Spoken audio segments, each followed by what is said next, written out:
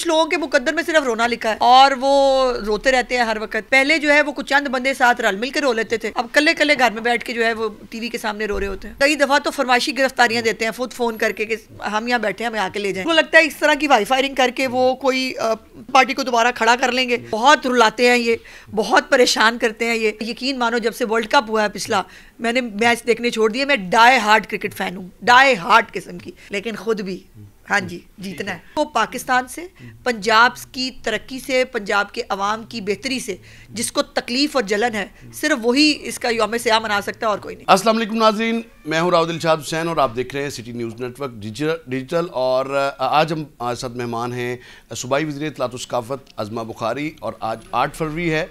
इस दिन को इंतहाई अहमियत का हामिल दिन करार दिया गया है मुस्लिम लीग नून की जानिब से, ख़ासतौर पर हुकूमत पंजाब और वफाकी हुकूमत की जानिब से।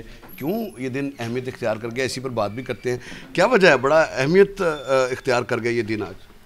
नहीं, इस दिन को यकीनन अहमियत का हामिल तो पहले से है। ज़ाहिर है इस दिन नहूसत के और जादू टोनों के और पाकिस्तान में फ़साद के जो साए हैं वो ख़त्म हुए थे और पाकिस्तान में तामीर व तरक्की शुरू हुई थी, पाकिस्तान के अंदर खुशहाली का दौर शुरू हुआ था।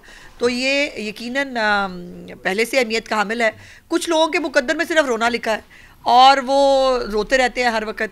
पहले जो है वो कुछ चंद बंदे साथ रल मिल के रो लेते थे, अब कल्ले कल्ले घर में बैठ के जो है वो टीवी के सामने रो रहे होते हैं। नहीं, वो तो ये क्लेम करते हैं कि जब भी एहतजाज की कॉल दी जाती है आप निकलने ही नहीं देते, आप उनके घर पे छापे पड़वा देते हैं, उनका जीना आपने दोबर कर रखा है, चादर चार दीवारी का आप तहफ़्फ़ुज़ जो है वो पमाल कर रहे हैं। इसकी तो इस तरह से किस तरह से एहतजाज क्यों करें? बात यह है कि अगर तो आप उनके ये झूठे जो अफसाने हैं, अगर आप उसको बिलीव करते हैं तो फिर मैं कुछ नहीं कर सकती।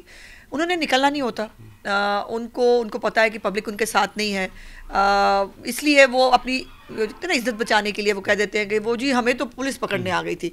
हालांकि कई दफ़ा तो फरमाइशी गिरफ्तारियां देते हैं खुद फ़ोन करके कि हम यहाँ बैठे हैं, हमें आके ले जाएं। तो ये सारी बातों का हमें पता है, हम जानते हैं, इसलिए ये एक बहाना है और कुछ नहीं। वैसे आप लाहौर का इतना बड़ा नेटवर्क है, आपके इतने सारे जो है रिपोर्टर्स और ये वो हैं, भेजें ना, देखें लाहौर में कहाँ है एहतजाज। कोई माइक्रोस्कोप से भी अगर कोई आपको एहतजाज ढूंढने से नज़र आता है तो मुझे ज़रूर बताइए। तो उन्होंने दरख्वास्त जब दी है डीसी को तो वो डीसी लाहौर ने इजाज़त नहीं दी जलसे की, ना एहतजाज की। मीनार पाकिस्तान पर वो करना तो चाह रहे थे। देखिए, उन्होंने जलसे की इजाज़त मांगी थी, उसके बाद उन्होंने एहतजाज की कॉल दे दी हुई है, ये ज़हन में रखें। आलिया हमजा साहिबा जो है उन्होंने कहा है कि वो खुद बारीक बीनी से जायजा लेंगी और हर हल्के के अंदर एहतजाज होना चाहिए। तो 297 हल्के हैं इसके पंजाब के और 142 हल्के हैं, 4000 यूनियन काउंसिल्स हैं। एग्जैक्टली। तो वो 4000 मैं मतलब बैठी हूँ, सुबह से इंतजार कर रही हूँ कि 4000 में जब भी देखना है कि कैसे जुलूस निकलते हैं। रिपोर्ट्स क्या हैं वैसे स्पेशल ब्रांच की? क्योंकि कख नहीं है। और मजे की बात यह है कि हमने 2-3 दफ़ा पहले तैयारी की कि वो पुलिस मतलब कहीं ना कहीं हमें जो है वो खड़ी भी करनी पड़ी, पिकेट्स भी लगाने पड़े, कोई बंदा नहीं निकला। इस बार तो हमने वो भी नहीं लगाए क्योंकि सब लोग मतलब आप देखें लाहौर खुला है, सब लोग चैन और ज़िंदगी अपने रवा दवा है, लोग सेलिब्रेट कर रहे हैं। ये पाकिस्तान के लिए आज का दिन खुशहाली और तामीर व तरक्की का दिन है और जिसको पाकिस्तान से, पंजाब की तरक्की से, पंजाब के अवाम की बेहतरी से जिसको तकलीफ़ और जलन है, सिर्फ वही इसका यौम सियाह मना सकता है और कोई नहीं।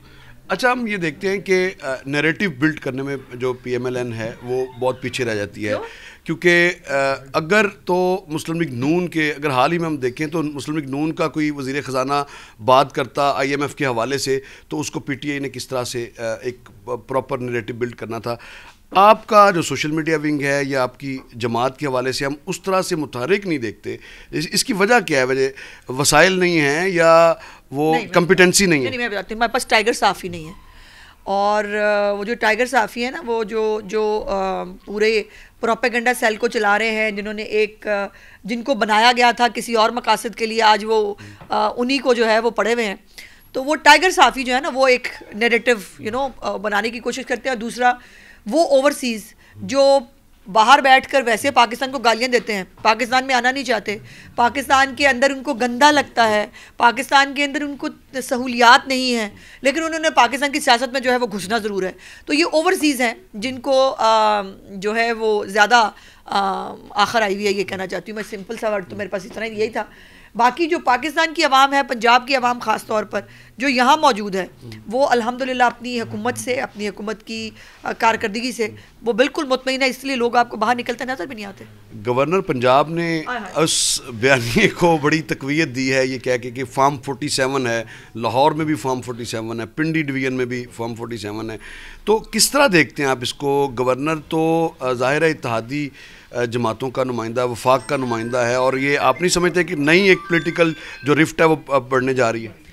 उनके पास अब सियासत सिर्फ यही है कि वो अब जो है ना वो जो ये पोस्ट हैं कॉन्स्टिट्यूशनल पोस्ट, इसको भी सियासत के लिए इस्तेमाल करें, वो कर रहे हैं। और उनको लगता है इस तरह की वाई फायरिंग करके वो कोई पीपल्स पार्टी को दोबारा खड़ा कर लेंगे, तो गलत फहमी है उनकी। इससे ज़्यादा हैवी फायरिंग जो है वो बिलावल भुट्टो साहब इलेक्शन कैंपेन में भी कर चुके हैं, और वो तो कई दफ़ा बहुत ही लाइन क्रॉस भी करते हैं। हमने तब भी कहा था कि भाई इससे आपको कोई फ़ायदा नहीं होगा, और आपने इलेक्शन रिजल्ट्स में देखा वो कोई फ़ायदा नहीं हुआ। इस तमाम बदतमीज़ी और जो है वो इस तरह की वो इस्तेमाल करके ज़बान, तो गवर्नर साहब को जो है वो इनका और KPK का ना एक ही हाल है।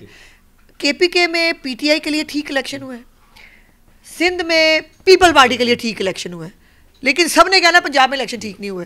वैसे गवर्नर साहब को पिछला इलेक्शन जो उन्होंने लड़ा था वो तो इलेक्शन मेरा ख्याल है ठीक हुआ था, उसमें वोट कितने थे गवर्नर साहब के मुझे कुछ याद नहीं, पता नहीं, कुछ पता नहीं। 60,000।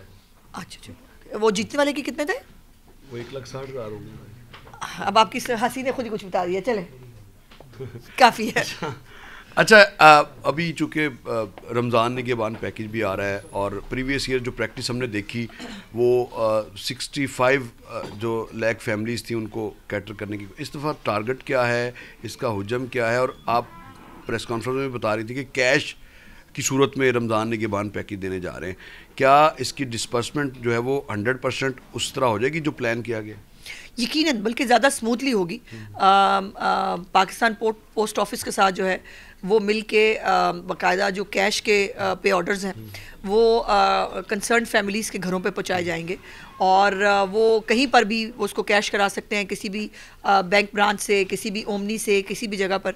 और ये इससे ज़्यादा सहूलत जो है, यानी कोई लाइन नहीं है, कोई धक्का नहीं है, कोई परेशानी नहीं है, और उसके अंदर जो है वो बड़ी आसानी से अपने लिए वो उनको ये कैश मिल जाएगा।